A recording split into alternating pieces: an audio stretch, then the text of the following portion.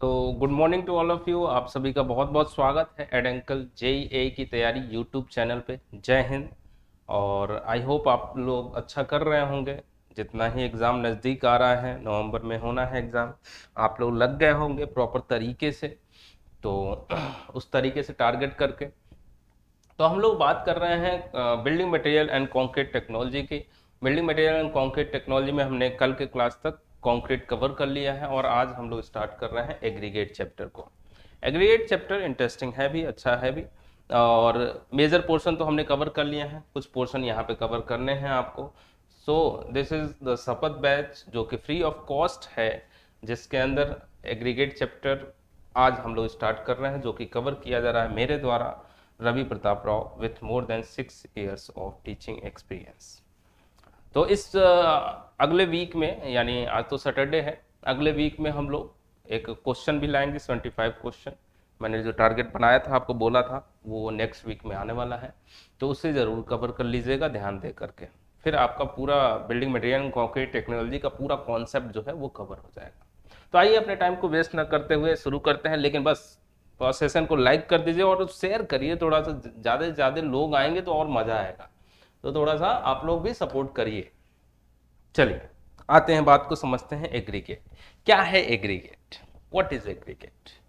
Aggregate जो है concrete के अंदर, अगर आप देखें तो कंक्रीट के अंदर बहुत सारे इंग्रेडिएंट थे। सीमेंट था, वाटर था, coarse aggregate, fine aggregate, sometimes you have added admixture.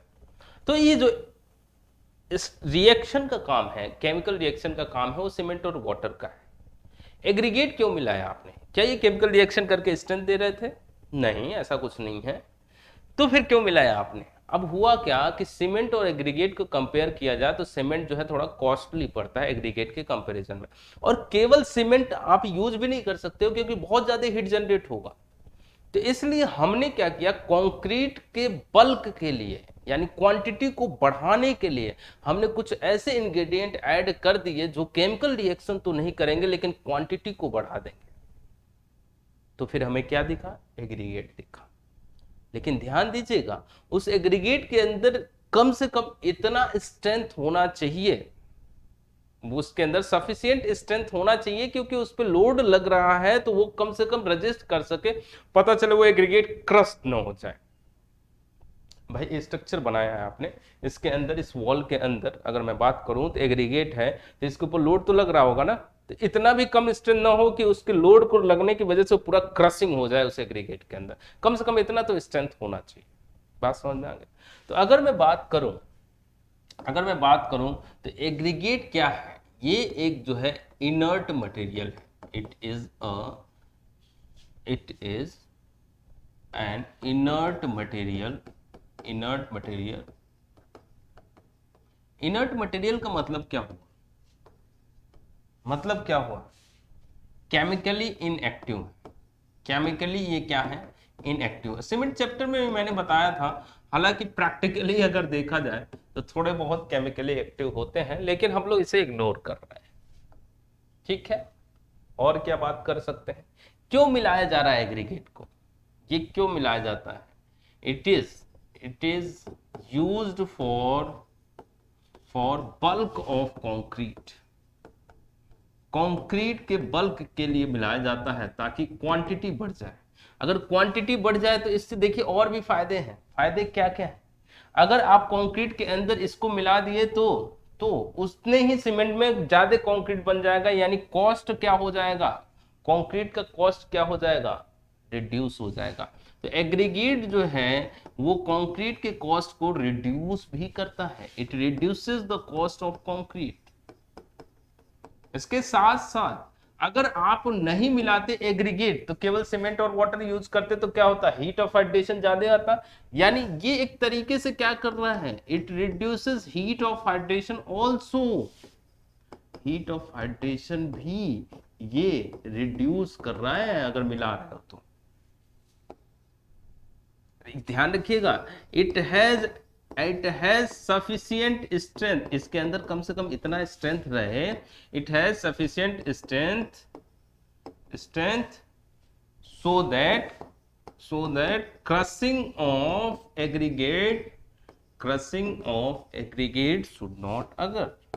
Crushing of aggregate should not occur, should not occur. बात समझ में आ रहा है? क्रशिंग ना हो जाए, इतना ध्यान रखेंगे। यानी आप ये बोल रहे हो कि एग्रीगेट सर फिर क्या यूज किया जाए? कुछ भी यूज कर लो, जो मन करे वो यूज कर लो, बस दो बातों का ध्यान रखना, वो इनर्ट मटेरियल होना चाहिए और उसके साथ साथ उसके अंदर इतना सफिशिएंट स्ट्रेंथ होना चाहिए कि वो लोड को रेजिस्ट कर सके, क्रशिंग ना हो जाए। अगर ऐसा है, जो मन करे वो यूज कर लो। तो जनरली ऐसी प्रॉपर्टी वाले कौन से देखे गए? रॉक के फ्रेगमेंट्स देखे गए, वही देखे गए तो उन्हीं को यूज किया जाता है। अब रॉक के फ्रेगमेंट्स या रॉक के पार्टिकल जो है वो कहीं पे भी मिल सकते हैं, रिवर में मिल सकते हैं, नाला में मिल सकते हैं, सी वाटर के अंदर मिल सकते हैं आपको, या उन रॉक को क्रशिंग करने के बाद मिल सकते हैं, जैसे भी मिल जाए यूज कर लेते हैं हम लोग। अब उनको क्रशिंग करने के बाद साइज अलग अलग हो जाते हैं, तो उस बेसिस पे हम लोग अलग अलग नाम दे देते हैं। बात समझ में आ रहा है? तो एक चीज अगर देखा जाए, हीट ऑफ एडिशन, एक पॉइंट और ऐड करूं, हीट ऑफ एडिशन अगर रिड्यूस हुआ तो श्रिंकेज पे क्या फर्क पड़ेगा? इसकी वजह से श्रिंकेज बढ़ेगा या घटेगा? बढ़ेगा या घटेगा? घट जाएगा। और श्रिंकेज अगर घट गया तो ड्यूरेबिलिटी ऑफ कंक्रीट क्या हो जाएगा? ड्यूरेबिलिटी ऑफ कंक्रीट क्या हो जाएगा? बढ़ जाएगा। It increases durability of concrete. यहां से बात आप बोल सकते हैं। ठीक है, ये एग्रीगेट की प्रॉपर्टी हो गई और समझदारी हो गई कि भाई ये क्या है, कैसे यूज कर रहा है। अब मैं बात कर रहा हूं किसके? Types of aggregate. अब मैं एग्रीगेट को क्लासिफाई करने चल रहा हूं। तो पहला जो क्लासिफिकेशन होगा किसके बेसिस पे किया जाए? On the basis of size. On the basis of size. Size के बेसिस पे अगर आप करेंगे तो कौन कौन से हो जाएंगे? पहला हो जाएगा आपका कोर्स एग्रीगेट। हम लोग दो कैटेगरी में रख रहे हैं साइज के बेसिस पे अगर आप देखेंगे तो। पहला है कोर्स एग्रीगेट और दूसरा है आपका फाइन एग्रीगेट। फाइन एग्रीगेट, ठीक है। कोर्स एग्रीगेट का साइज कितना होता है? 80 मिलीमीटर से लेकर के 80 मिलीमीटर से लेकर के 4.75 मिलीमीटर तक होता है। ठीक है, आसान सी बात हो गई। फाइन एग्रीगेट का साइज कितना होता है? 4.75 मिलीमीटर से लेकर के 75 माइक्रोन तक, यानी 0.075 मिलीमीटर तक। ये फाइन एग्रीगेट का साइज हो गया। फाइन एग्रीगेट को अगर फर्दर आप क्लासिफाई करेंगे तो तीन पार्ट में क्लासिफाई कर सकते हैं। फाइन एग्रीगेट क्या है? सैंड ही तो है। कोर्स एग्रीगेट क्या है? ग्रेवल। तो अगर आप देखें तो फाइन एग्रीगेट जो है तीन टाइप के होते हैं साइज के बेसिस पे देखा जाए तो। एक होता है फाइन सैंड और एक होता है मीडियम सैंड और एक होता है आपका क्या? Coarse sand.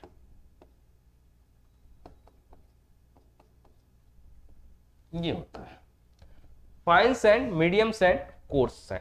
ये तीन टाइप के सैंड होते हैं। अब इनका साइज अगर आप देखेंगे तो fine sand, medium sand, coarse sand, यानी यही तो है। इनको अब अलग अलग डिस्ट्रीब्यूट कर दे रहे हैं हम लोग। कोर्स सैंड का अगर आप देखेंगे तो 4.75 मिलीमीटर से लेकर के, बताओ जरा किस साइज तक होता है? शुभम बताओ। 4.75 मिलीमीटर से लेकर के किस साइज तक होता है? बता दो। अगर मैं बात करूं मीडियम सैंड की, मीडियम सैंड का साइज क्या होता है? फाइन सैंड का साइज क्या होता है? कोई तो बताएगा। 2 mm तक, 2 mm से आगे 75 माइक्रोन तक। भाई ये बताना तो पड़ेगा ना आपको। ठीक है, आप जब तक कमेंट नहीं करेंगे तब तक इसको नहीं लिखा जाएगा। अब एक बात समझिएगा, देख लें कमेंट बॉक्स में। अगर बात समझा जाए यहाँ पे कि 4.75 की बात हो गई, कोर्स एग्रीगेट की बात करी जाए या फाइन एग्रीगेट की बात करी जाए, तो यहाँ पे तो साइज के बेसिस पे बात कर रहे हैं। अगर साइज के बेसिस पे बात कर रहे हैं हम लोग, तो कौन कौन सी चीजें आ जाएंगी कोर्स एग्रीगेट में? जैसे ग्रेवल आ गया, भाई ग्रेवल आ गया, और क्या आ सकता है? ऐसे ही तो पार्टिकल आएंगे जो बड़े बड़े होंगे। अब पेबल्स, कोबल्स की बात मत करिए, पेबल्स और कोबल्स वो सारी चीजें बहुत बड़ी होंगी, उसको यूज नहीं कर रहे हैं हम लोग। बात समझ में आ रहा है? अच्छा अच्छा,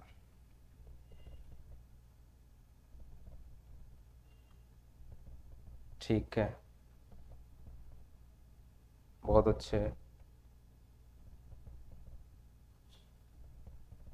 चलिए सब लोग जवाब दे रहे हैं।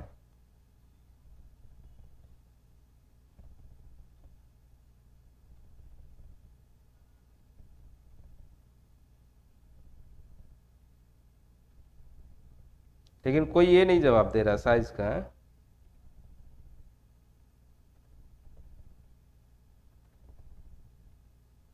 चलिए छोड़िए। तो बात करा जाए, क्या होगा फिर, क्या होगा बताइए। 4.75 mm से लेकर के अगर मैं बात करूं तो ये 2 mm तक होगा, 2 mm तक होगा। और ये 2 mm से लेकर के, 2 mm से लेकर के कहाँ तक होगा, 2 mm से लेकर के कहाँ तक होगा ये, इसको ले लीजिए 0.425 mm तक। और ये 0.425 mm से लेकर के 0.075 mm तक, समझ गए। तो ये फाइन एग्रीगेट में सैंड आ गए, ये सारी चीजें आ गई। अब अगर मैं बात करूं, अब अगर मैं बात करूं, थोड़ा और समझें इसको, साइज के बेसिस पे तो ये समझ में आ गया। दूसरा अगर मैं क्लासिफिकेशन करूं on the basis of shape, on the basis of shape, ठीक है। तो शेप के बेसिस पे अगर बात करी जाए तो कौन कौन से होंगे, चलिए नाम बताइए भाई, कमेंट करोगे बताओ। शेप के बेसिस पे अगर देखा जाए तो कौन कौन से होंगे, राउंडेड एग्रीगेट, राउंडेड एग्रीगेट। दूसरा कौन सा होगा, इरेगुलर एग्रीगेट, इरेगुलर एग्रीगेट। तीसरा कौन सा होगा, तीसरा कौन सा होगा, एंगुलर एग्रीगेट, एंगुलर एग्रीगेट। अब ये शेप के बेसिस पे बात करी जा रही है, यहाँ पे शेप देखा जाएगा, साइज नहीं देखा जा रहा है। Flaky and elongated aggregate, flaky and elongated aggregate. और चौथा कौन सा होगा आपका, सॉरी पांचवा कौन सा होगा, हो गए 4 हो गए, अब क्या, फ्लैकी एंड इलोंगेटेड एग्रीगेट। तो ये 4 टाइप के मैंने एग्रीगेट लिखे हैं यहाँ पे शेप के बेसिस पे। अब बताइए राउंडेड एग्रीगेट अगर देखा जाए तो कुछ इस शेप का होगा, और इरेगुलर देखा जाए तो थोड़ा बहुत पार्टली राउंडेड होगा, थोड़ा सा एंगुलरिटी भी होगा। एंगुलरिटी का मतलब नुकीलापन थोड़ा सा होगा। एंगुलर में कैसा होगा, ऐसा होगा, ऐसा होगा।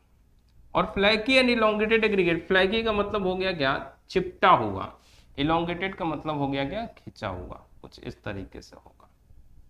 तो ये शेप मैंने दिखाने की कोशिश कर रही है यहाँ पे कि शेप कुछ इस तरीके से दिखेगा आपको। क्या ये बात समझ में आ रही है? तो शेप कुछ इस तरीके से दिख सकता है आपको। अब इस शेप के अंदर अगर मैं बात करूं, इसके अंदर मैं बात करूं अगर कि ये कैसे डिफाइन किया जाए। अच्छा एक चीज बताइए मुझे, सबसे अच्छा स्ट्रेंथ इसके अंदर किस में मिलेगा, सबसे अच्छा स्ट्रेंथ इस चारों में अगर मैं बात करूं तो किस टाइप के एग्रीगेट के साथ आपको सबसे अच्छा स्ट्रेंथ दिखेगा?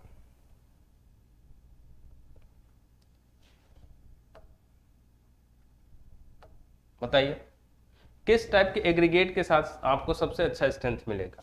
जो एंगुलर एग्रीगेट होगा, अगर मैं बात करूं तो यहाँ पे इस कलर से दिखा देता हूं, इसमें देखा जाए तो स्ट्रेंथ आपको सबसे अच्छा मिलेगा, एंगुलर है, इंटरलॉकिंग अच्छा होगा जिस वजह से स्ट्रेंथ अच्छा मिलेगा। उससे कम इरेगुलर में थोड़ा कम एंगुलरिटी है, उससे कम राउंडेड में सबसे कम स्ट्रेंथ मिलेगा फ्लैकी एंड इलोंगेटेड एग्रीगेट अगर कंक्रीट के अंदर रहेगा तो। वर्कबिलिटी की बात कर लें अगर, तो वर्कबिलिटी में इंटरलॉकिंग तो देखोगे नहीं आप, वहां पे फ्रिक्शन जिसमें कम होगा, तो फ्रिक्शन जो सबसे कम होगा वो किस में होगा, राउंडेड में होगा, क्योंकि भाई सर्कुलर शेप है।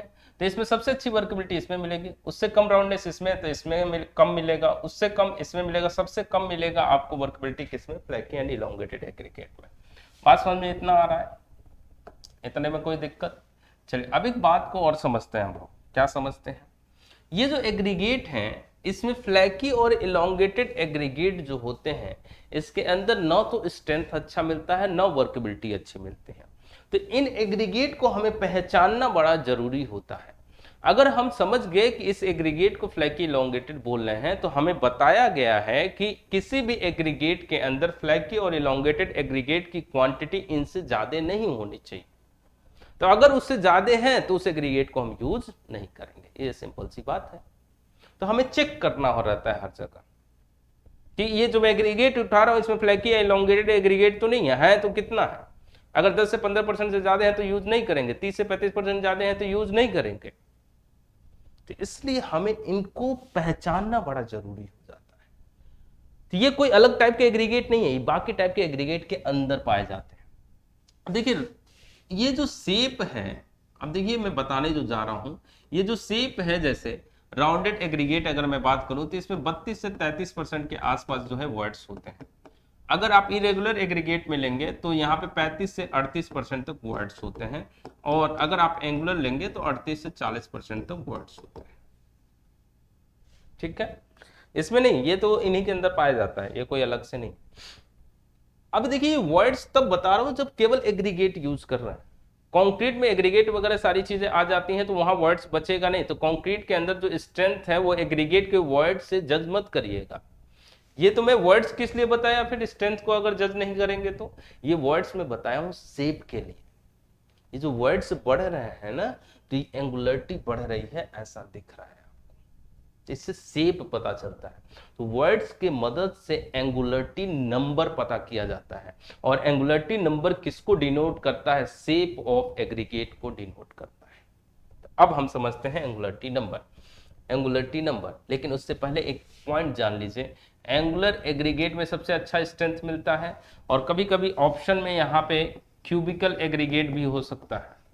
तो बात वही हुआ, अगर क्यूबिकल एग्रीगेट है तो क्यूबिकल एग्रीगेट में स्ट्रेंथ आपको सबसे अधिक मिलेगा। ठीक है, चलिए तो अब एंगुलरिटी नंबर की पहले बात कर ली जाए। एंगुलरिटी नंबर क्या है? एंगुलरिटी नंबर, एंगुलर मतलब क्या बता रहा है, ये उसके शेप को दिखाएगा। एंगुलरिटी नंबर जो है वो जनरली जो पाया जाता है 0 से लेकर के 11 के बीच में पाया जाता है, जिसके अंदर 0 जो है वो डिनोट करता है मोस्ट राउंडेड एग्रीगेट। अगर 0 है तो मोस्ट राउंडेड एग्रीगेट है, और अगर 11 है तो वो क्या है, वो मोस्ट एंगुलर एग्रीगेट को डिनोट करता है। कैसे पता किया जाता है अभी बता देता हूं आपको। जैसे मान लीजिए एक एग्रीगेट लिया है आपने, उस एग्रीगेट के अंदर, इस एग्रीगेट के अंदर वर्ड्स जो हैं वो कुछ अमाउंट में होंगे, बाकी उस एग्रीगेट के अंदर क्या होगा, सॉलिड कंटेंट होगा, यही तो होगा। तो जैसे मान लीजिए अगर इस पे डिपेंड करेगा एंगुलरिटी नंबर। जैसे मान लीजिए अगर वर्ड्स जो है 33% हैं तो सॉलिड कंटेंट कितने होंगे, 67%। तब एंगुलरिटी नंबर कितना बोला जाएगा, 0 बोला जाएगा। ऐसे ही अब वर्ड्स बढ़ते जाएंगे, 34%, ये कितना आ जाएगा, 66%,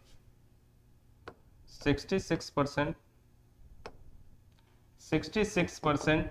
तो एंगुलरिटी नंबर कितना बोल दिया जाएगा, 1। ऐसे ही बढ़ते जाएंगे, 35%। ये कहां तक मिलेगा आपको, ये कहां तक मिलेगा आपको, ये 11 तक मिलेगा, ये 11 तक मिलेगा आपको। ये कहां तक मिलेगा, 11 तक मिलेगा, 11। एंगुलरिटी नंबर 11, 0 से लेकर के 11 तक वेरी करता है, और ये वैल्यू कितनी पहुंच जाएगी, यहाँ पे पहुंच जाएगी 44%, और ये कितने पे पहुंच जाएगा, ये 56%। इस तरीके से वेरी करेगा, इस तरीके से वेरी करेगा।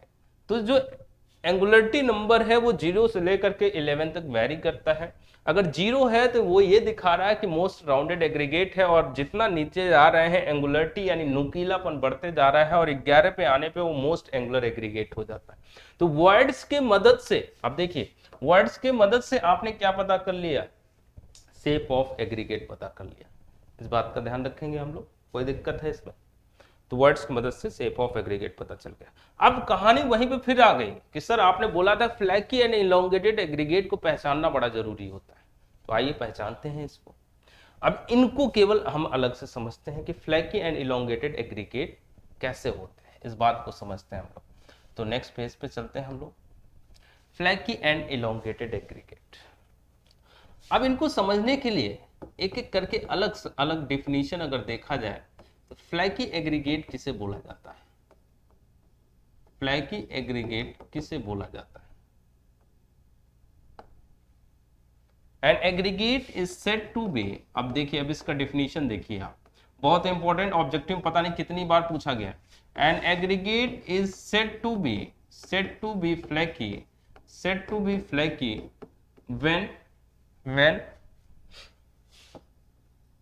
when its least dimension, when its least dimension, ध्यान से पढ़िए डिफिनीशन, सारी बातें समझ में आ जाएंगी। when its least dimension, least dimension generally क्या होता है एग्रीगेट का अगर देखा जाए तो थिकनेस होता है, is less than 3/5 times, 3/5 times, या फिर इसी को क्या बोल सकते हो 0.6 times of its mean size, of its mean size.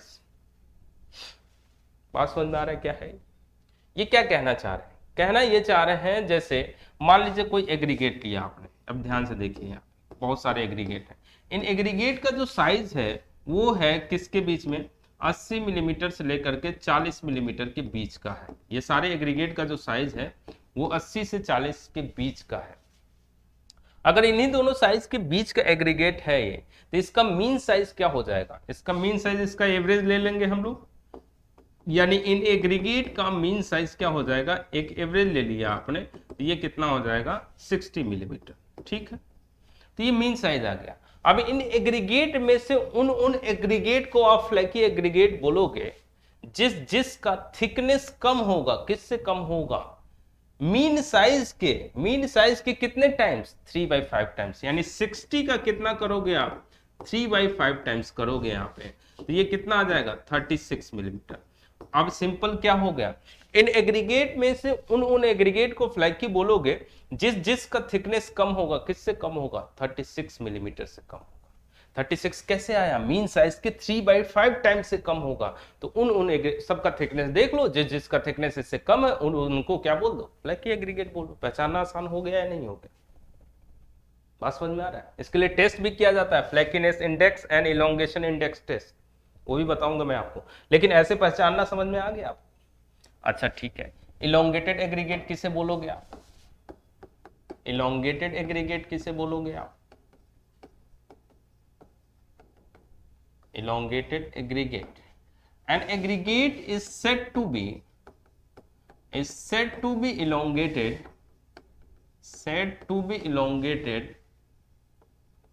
when its greater dimension, ध्यान दीजिएगा यहाँ पे, when its greater dimension generally aggregate का कौन सा होगा, लेंथ होगा। पिछले वाले में थिकनेस देख रहे थे क्योंकि वो लीस्ट डायमेंशन था, यहाँ ग्रेटर डायमेंशन की बात कर रहे थे, यहाँ लेंथ चेक किया जाएगा।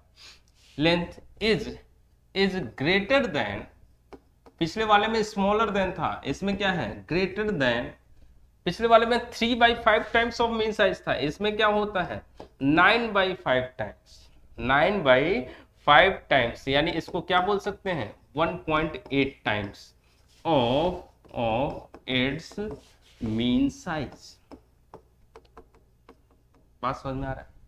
फिर से क्या कह रहा है कि मान लीजिए एग्रीगेट है, फिर से वही चीज ले लेते हैं एग्जांपल के तौर पे, 80 मिलीमीटर से लेकर के 40 मिलीमीटर के बीच में अगर है, मान लीजिए एग्रीगेट है 80 मिलीमीटर से लेकर के 40 मिलीमीटर के बीच में है, तो इन एग्रीगेट में से उन एग्रीगेट को इलोंगेटेड एग्रीगेट बोला जाएगा जिसका लेंथ ज्यादा होगा इसके मीन साइज के 9/5 टाइम से। यानी इसका मीन साइज पहले निकालिए, मीन साइज फिर से क्या हो जाएगा 80 + 40/2, ये कितना हो जाएगा 60 mm।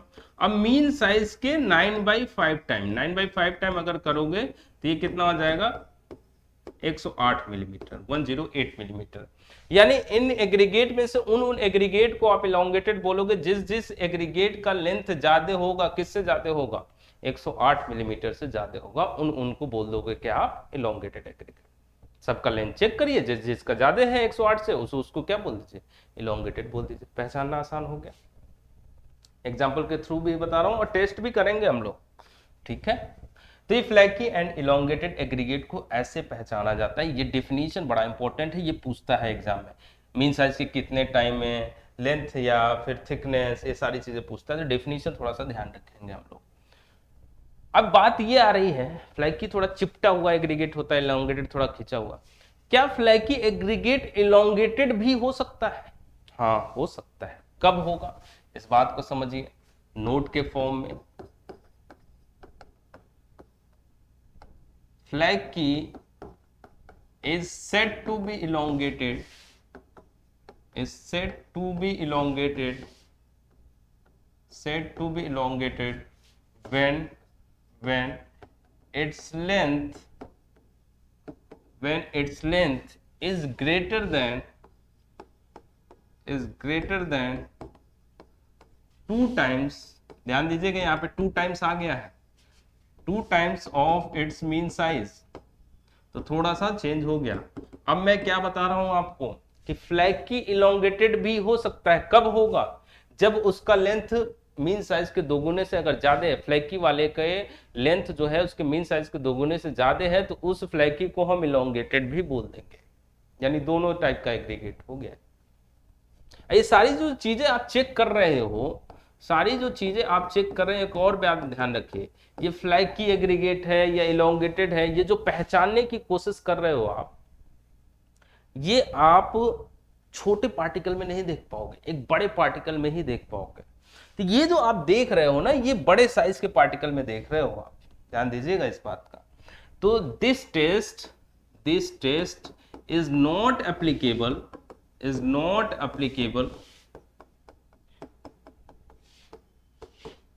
or size smaller than 6.3 millimetre. 6.3 millimetre से छोटे पार्टिकल के एग्रीगेट पे आप ये चेक नहीं कर पाओगे। इसलिए टेस्ट जो किया जाता है, इससे बड़े पार्टिकल पे ही टेस्ट परफॉर्म किया जाता है। छोटे में कहां देख पाओगे फ्लैकी या इलोंगेटेड है, इसलिए ऐसा किया जाता है। बात समझ में आ रहा है? फ्लैकी कौन सा है, इलोंगेटेड कौन सा है? फ्लैकी इलोंगेटेड भी हो सकता है, ये भी कंडीशन बता दिया आपको। अब इसको फ्लैकी और इलोंगेटेड पहचानने का फायदा क्या है? फायदा ये है कि अगर आपको पता चल गया कि फ्लैकी एग्रीगेट इतना % है किसी एग्रीगेट के अंदर, और इलोंगेटेड एग्रीगेट जो है किसी एग्रीगेट के अंदर इतना % है, तो हमें बताया गया है, आईएस कोड ने बताया है कि अगर आप रोड वर्क्स में काम कर रहे हैं तो मैक्सिमम फ्लैकी इलोंगेटेड एग्रीगेट का जो हो सकता है वो कितना हो सकता है, 10 से 15%। इससे ज़्यादा यूज़ नहीं किया जाता है। तो इसको भी नोट के फॉर्म में देखते हैं हम लोग, नोट के फॉर्म में सब इंपॉर्टेंट पॉइंट हैं ये। तो maximum quantity of flaky and elongated aggregate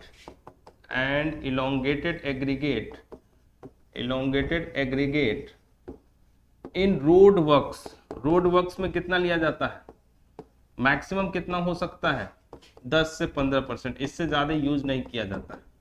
अगर यही फॉर अदर यूजेस की बात करें, फॉर अदर यूजेस में अगर चाहें तो मैक्सिमम अमाउंट कितना हो सकता है, मैक्सिमम अमाउंट कितना हो सकता है, 30 से 35%। इससे ज्यादा यूज नहीं किया जाता है। इससे ज्यादा अगर है फ्लैकी एंड इलोंगेटेड एग्रीगेट तो मत यूज करिए उस एग्रीगेट को, बेकार है। उसमें ना तो स्ट्रेंथ अच्छा मिलेगा, ना ही वर्कबिलिटी अच्छी मिलेगी। कहानी समझ में आई? अगर कहानी समझ में आई तो इस टेस्ट को समझना बड़ा आसान है। इस टेस्ट को हम लोग बोल रहे हैं फ्लैकीनेस एंड इलोंगेशन इंडेक्स। कैसे पता किया जाता है? कई कॉलेज में कराया जाता है, कई जगहों पर नहीं भी कराया जाता है। तो अगर मैं आपको याद दिलाऊं, हालांकि मैंने सारी कहानी आपको बता दिया, बस याद दिलाना है मुझे आपको। एक सीव सेट लेते हैं हम लोग, सीव सेट लेते हैं, और ये सीव सेट में 80 मिलीमीटर, 40 मिलीमीटर ऐसे करके रहेगा। नीचे जाते जाएंगे आप, 20 मिलीमीटर, 10 मिलीमीटर ऐसे जाकर जाता रहेगा, 4.75 मिलीमीटर, ऐसे सीव सेट कई सारे लगे रहेंगे। ऐसे नहीं होता है, याद दिला रहा हूँ आपको मैं बस। ऐसे कई सारे सीप लगे रहते हैं, ऐसे दिखता है आपको, और इसे प्रॉपर तरीके से वाइब्रेटर का यूज़ किया जाता है, या फिर आप मैनुअली चेक करके आप इसे करते हैं तो एग्रीगेट अपने साइज के बेसिस पे कहीं ना कहीं रुक जाते हैं। तो कुछ एग्रीगेट यहाँ रुक गए, कुछ एक यहाँ, कुछ यहाँ, कुछ यहाँ, इस तरीके से रुक गए। ये सीप सेट इस तरीके से लगा रहता है। अब इस पे क्या करना है, रिटेन्ड वेट आपको चेक करना है। ठीक है, रिटेन्ड वेट आपने चेक किया। रिटेन्ड वेट कुछ ना कुछ 80 mm के एग्रीगेट पे रुका होगा, सीट पे रुका होगा। मान लीजिए यहाँ पे 0 ही रुका होगा, यहाँ पे कुछ रुका होगा, मान लीजिए यहाँ पे रुका है कितना, 1 kg रुका है। 40 वाले पे, 20 वाले पे रुका है, इसको ग्राम में रख लें हम लोग, ग्राम में रख लेते हैं, ज़्यादा सही रहेगा। तो ग्राम में अगर रखूँ मैं तो ये 500 ग्राम, यहाँ पे 400 ग्राम रुका होगा, यहाँ पे 200 ग्राम, और यहाँ पे 5 9 2 11 400 ग्राम रुका होगा। 1500 ग्राम ले लेते हैं, 1.5 किलो मान लेते हैं। तो ये एग्रीगेट अपने साइज के बेसिस पे कहीं ना कहीं रुक गया। अब देखिए क्या करना है आपको, जो पता करना है फ्लैकी और इलोंगेटेड एग्रीगेट, तो आपको अलग अलग पता करना है और बाद में उनको जोड़ देना है। यानी इस 500 ग्राम एग्रीगेट में कितने फ्लैकी हैं, 400 में कितने फ्लैकी हैं, 200 में कितने फ्लैकी हैं, 400 में कितने फ्लैकी हैं, और बाद में इनको जोड़ करके टोटल आप बता दीजिए कि 1.5 किलो में 1.5 kg में इतने ग्राम जो है आपके क्या है, फ्लैकी एग्रीगेट है। तो आप परसेंटेज में पता चल जाएगा। और यहाँ पे देखेंगे परसेंटेज में ही मैंने बताया है कि मैक्सिमम अमाउंट कितना यूज कर सकते हैं। तो अब हमें देखिए अलग अलग क्यों किया मैंने, क्योंकि सबका मीन साइज अलग अलग होगा। अब देखिए 500 ग्राम एग्रीगेट जो रुका है ये 40 mm पे रुका है, यहाँ पे रुका है। अगर इस पे रुका है, ध्यान दीजिएगा, इसके नीचे क्यों नहीं गया, क्योंकि ये जो एग्रीगेट है उसका साइज जो है वो 40 mm से बड़ा है, तभी नीचे नहीं गया। अच्छा, यहां से ऊपर आया है, यानी इस एग्रीगेट का साइज जो है 80 mm से छोटा है, तभी। यानी ये जो 500 ग्राम एग्रीगेट हैं, जितने भी एग्रीगेट हैं, उनका साइज जो है 80 से 40 के बीच का ही है। तो इनका जो मीन साइज होगा, क्या मीन साइज सबका नहीं पता चल जाएगा? मीन साइज नहीं पता चल जाएगा सबका। इसका क्या हो जाएगा, इसका छोड़ दीजिए, इसका क्या हो जाएगा 80 + 40 डिवाइडेड बाई 2।